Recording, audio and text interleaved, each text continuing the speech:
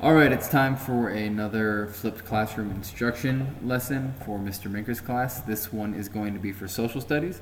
In class, you are given a worksheet that is guiding notes for forms of government. You can take that out now and make sure you're ready to go before we get started.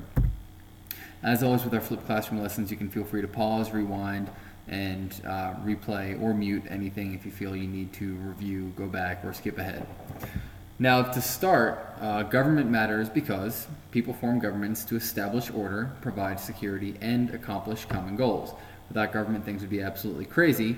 So what people did a long time ago is try to figure out different ways and different forms of government that would best suit their individual needs. Our key vocab: limited government is the first one, and that's the idea that a government is not all-powerful. There are certain limitations to what a government can do. And rule of law states that all people, all citizens, even the president or king, have to follow the law no matter what. Now this little table here shows you the functions of government. As you look at your guided notes worksheet, there's a big box there for you. I think it's really important for you to copy down all of these things. There are 4 main functions of government, and a lot of things fall underneath those 4 functions. The 4 functions are to keep order, provide security, provide services, and guide the community. Under keep order, certain things include passing and enforcing laws to stop or deter crime and establish courts. Under provide security, certain things include establishing armed forces like the military and protecting citizens from foreign attacks. Under provide services, things that are covered include providing public health and safety and public welfare. And under guide the community include things like public policy, which are decisions like laws being made to protect the community, managing the economy, and conducting foreign relations, which means having good relationships with other countries. Now, some countries, like the United States, for example, have different levels of government. The United States has a federal system of government, which is a type of democracy. Now, let me explain what this means. Under a federal system of government, government power is divided between the federal government and the state government, and in sometimes local government. A state government is a larger chunk of land that is much bigger than a city, but not quite the same size as a whole country. It's a big thing that is very popular with large countries. The federal, the national government, is the highest level of authority. State and local governments cannot pass a law that goes against those laws. So if the federal government says the driving age that everyone has to follow is 16 years old, no matter what the other governments say at a state or local level, they cannot override the federal government. That'd kind of be like you being in charge of your little brother or sister, but you not having any power over your parents. It's kind of that same idea.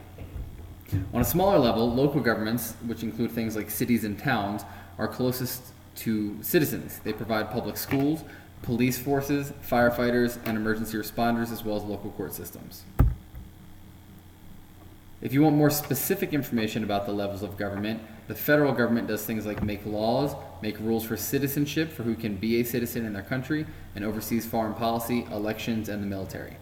A state government, which is the next level down, makes laws for each individual state and sets up local governments. They also oversee education and public health.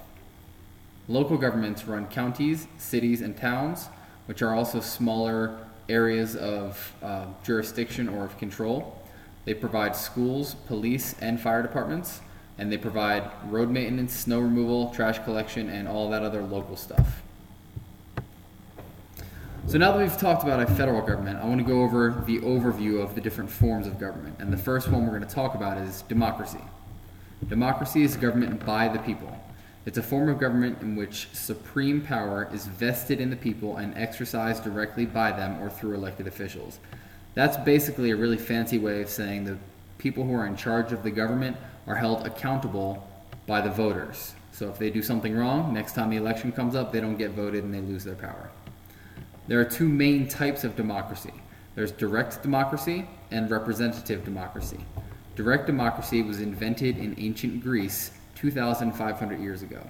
And in a direct democracy, citizens all met in one place to discuss government matters and issues. This really works very well for smaller populations. So if you can imagine our class with 15 students in it, if I said, what do you want to learn about next, or what book do you want to read, if you guys all had the opportunity to vote and to make all of those decisions, that would be a direct democracy.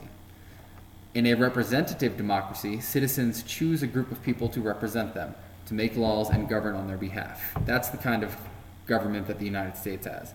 So an example of that would be if the 15 of you chose 3 students per class to make decisions for the whole class. That works a lot better for a larger group, a larger country, because not everyone is always able to be involved in every single government decision. Okay, socialism is our next one. Socialist governments own many of the larger industries and provide education, health, and welfare services while allowing citizens some economic choices. So basically, the government owns and runs almost everything. In a socialist government, wealth is distributed so that everyone in society is given equal shares, but people can earn more if they work harder, and means of production are controlled by the workers themselves. So instead of professional athletes making more money than farmers, who make less money than doctors, who make less money than singers and movie stars, everyone is given an equal share of money. No one job is more important than the other. And the idea is if you decide that you need something else, then it can be acquired for you based on need and based on the effort that you put in. So if everyone gets equal shares and you really want something extra nice, you can put in even more work and get that extra privilege. In a socialist government, you also have freedom of religion. And that's important when you compare it to communism, which we're about to. Okay, in communism, all property is publicly owned, and each person works and is paid according to their abilities and needs. There are no leaders, they're directed right by the people, and it's never been practiced. It's always been thought of and used, and kind of the ideas used in different countries, like in the Soviet Union and in China, but it never has been practiced properly in terms of the ideals behind it. In a communist government, religion is abolished. More often than not, you'll see communism and the ideas behind communism and socialism combined and kind of intermingled. I'm going to post these videos on the class website, but we don't have time to watch them within this particular video. So if you're interested in watching them, they'll be available for you. This particular one is about socialism and communism. Okay, now we have a monarchy. In a monarchy, the government is run by king, queen, emperor, or empress. The ruling position is passed on to the ruler's heirs, which means their children, or if they don't have children, maybe a niece or nephew. And in some traditional monarchies, the monarch has absolute power, which means no one can limit the king's power. He or she gets to do whatever they want. And in a constitutional monarchy, like in the United Kingdom, there is a separate branch of government reserved for democratic positions, and those are usually called parliament or some other form. And there's also a position for the monarch, which is kind of meant for more ceremonies and that sort of thing. If you guys think back to The Lion King, Mufasa gets killed. His heir, they think he gets killed, and then the other dude takes over. I don't remember his name. He's a lion. Big cats with big teeth and stuff. Okay, oligarchy. Oligarchy is a government in which a few people, such as a dominant clan or clique, have power and make the decisions. This was really popular in more primitive civilizations, and also will pop up from time to time in high school settings, where the popular kids get to make all the decisions and get to be the ones in power. All right, now autocracy, I want to make sure you guys make a note in your guided notes, can also be considered an authoritarian regime. Those are kind of synonyms for one another.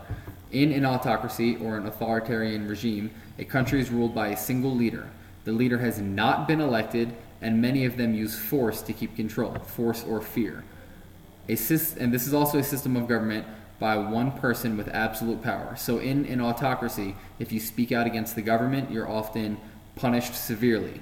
As you guys can see in the slides here, we have a variety of autocratic leaders throughout history, including Adolf Hitler, who was in charge of Nazi Germany, Joseph Stalin, who was in charge of Russia and early stages of the Soviet Union, Benito Mussolini, who was an autocratic leader who was in charge of Italy during World War II, and Saddam Hussein.